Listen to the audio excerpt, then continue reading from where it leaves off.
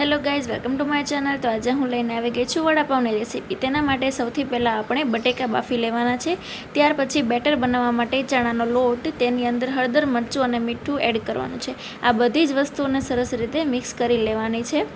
બેટરને થોડું જાડું જ રાખવાનું છે।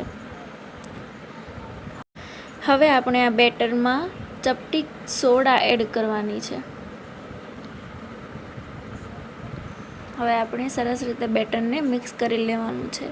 ત્યાર પછી આપણે લાલ મરચાં, લીલા મરચાં, આદું અને લસણની પેસ્ટ તૈયાર કરવાની છે। બાફેલા બટેકાને મેશ કરી લેવાના છે। માવો બનાવવા માટે તેલ લેવાનું છે। તેની અંદર થોડું રાઈ, જીરું એડ કરવાનું છે, હિંગ એડ કરવાની છે।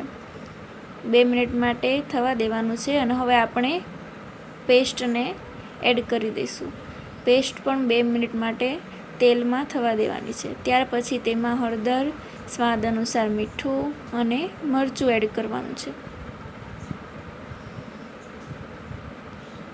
હવે આપણે તેની અંદર મેશ કરેલા બટેકાને એડ કરી દઈશું। તો આપણો માવો રેડી થઈ ગયો છે।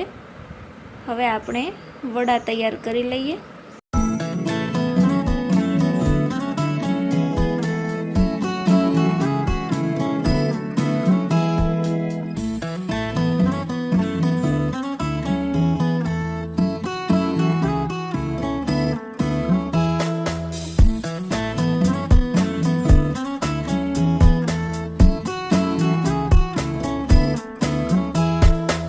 તો હવે આપણે વડાપાવનો મસાલો બનાવીએ અને તેના માટે આપણે જે બેટર બનાવ્યું તેની જ આપણે બૂંદી પાડી લેવાની છે।